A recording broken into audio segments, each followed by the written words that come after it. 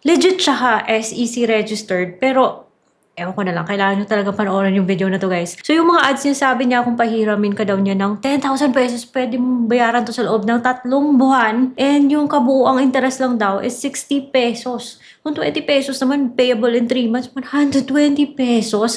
Na kung mapapadownload ka talaga sa loan app na to, mapapaklik ka ng install now. Kapag nakita mo yung ads na to, but wait lang po. Because yes, this loan app is SEC registered at maaari niya maapektuhan yung credit history mo. Kaya dapat siyang pag-usapan. Gusto ko siyang i-call out. Dahil, basta, panoorin niyo nga yung video na to. Anyway, so, meron siyang mga changes. Charot. Parang multiple na siya eh. Parang 3 products na yung pwede mong utangin sa kanya. So, say for example, hindi ka ma-approve dun sa isa. Meron pang cash credit. Meron pang edu.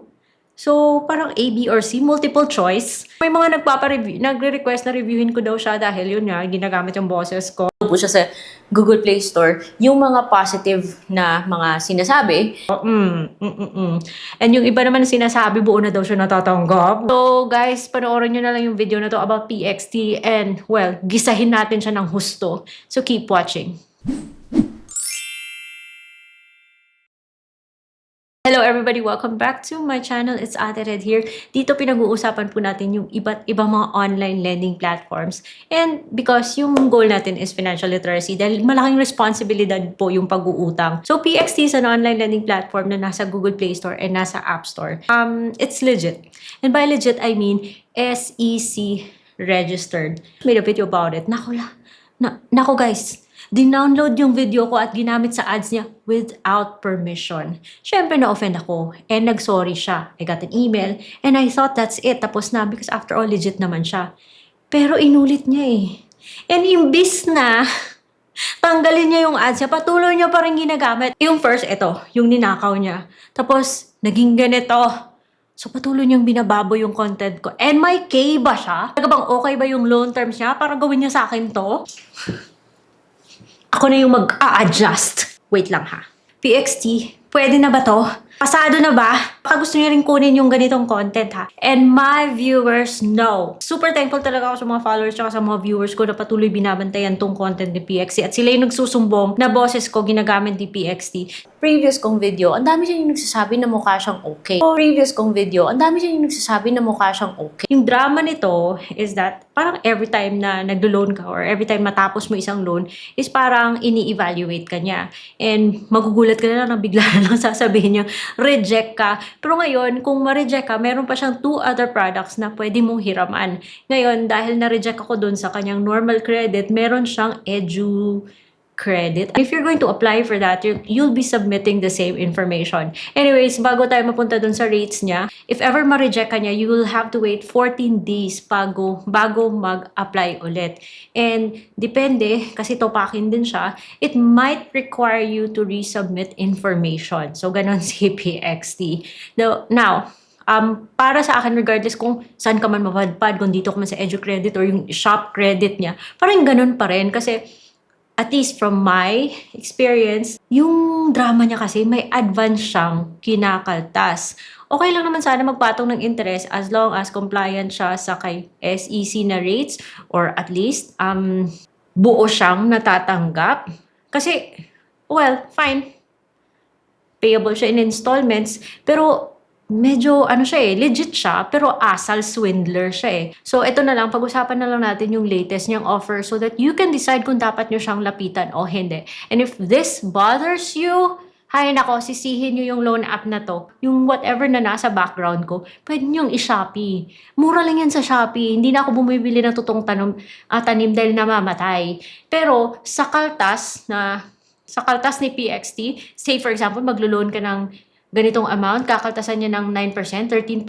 Sa kaltas niya, makakabili na siya ng sarili niyang pang-design ek sa studio niya para makapagawa siya ng sarili niyang content. At kung ganun talaga siya kabakuko, may-ari ng kumpanya yung paggawa siya ng content doon. Huwag yung nangunguha siya ng video nang walang permission or i-edit niyo yung AI. Grabing insulto yan eh. Anyways guys, please take note na legit siya. Pero dapat call out natin yung mga maling practices na ginawa nila eh. I'm sure may mga taga-PXT na magagalit pero bahala kayo dyan. My concern is with my viewers. Tapos ito pa ha, ayaw niyang pa-screenshot. Kala mo naman ang ganda-ganda ng kanyang terms para di siya magpa-screenshot. Paano ko gagalangin na ayaw niyang pa-screenshot? Di niya nga magalang-galang yung content ko. 'Di ba? Alam niyo guys, sa totoo lang, kung may power lang ako mag-influence sa inyo, wag niyong lapitan yung mga loan apps.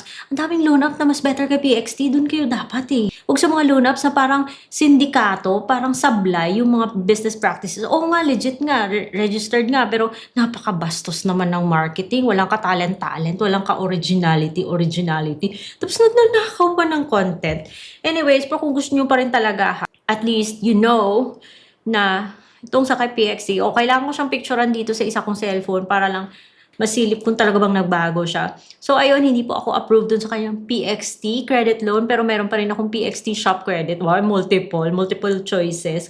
Pero dun sa shop credit, yung credit limit ko is nasa 6,000. And payable, hindi ako makakita guys kasi wala akong glasses. Oh, by the way, PXT, kung gusto nyo yung props ng glasses, pwede nyo rin i-shopee yan. Anyway, so doon 3 terms, doon sa 6,000 na shop credit, dalawang pagpipilian, 3 terms and 4 terms. So, kung dun ka sa 3 terms, parang 2 payments lang siya. 15 days apart or 14 days apart. So, 1 month. At yung last term, wave na daw kung good payer ka sa first and second term. Doon naman sa 4 terms, ganun din. 14 days apart din. Pero parang 45 days bayad ka na. Anyways, after we talk about these numbers, let's talk about a loan app that's better than PXT na 45 days din para meron kayong choice. Huwag dito kay PXT guys.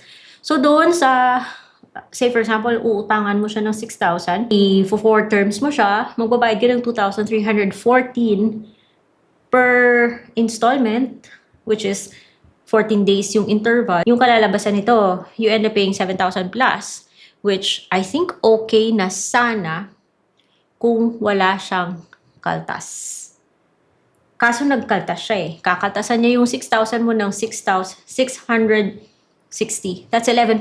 Hindi okay para sa akin yung mga loan apps na may kaltas. Naku, PXT, sa kinakaltas niyong service fee, makakapag-do kayo ng better marketing strategy kaysa sa magnakaw ng videos ko. Kung naghahanap na lang kayo ng loan apps na ganito rin yung amount, doon na lang kayo kay Kashalo. Kasi even if si Kashalo yung difference nila, I did the math, 200 lang naman yung difference, but at least kung magbayad ka naman lang ng interest, at least you might as well get a loan na buong natatanggap. Yun nga lang, kay Kashalo single payment Pero much better talaga siya kaysa kay PXT. So yun lang guys, and I hope we go to loan apps na yung talagang professional at makatao.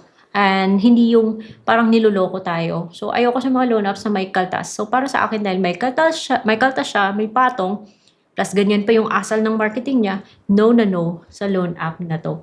So bago tayo mapadpad guys sa loan apps like PXT, let's check the loan apps that are on this list. Legit loan apps playlist by Ate Red kasi andun po yung mga loan apps na hindi po nang nanakaw ng content. May sarili silang marketing team na napaka-talented. And above all, yung mga loan apps ngayon ay SEC registered and they offer terms that are much better than PXT. So I hope you learned something from this video and I'll see you. I'll see you on my next vlog.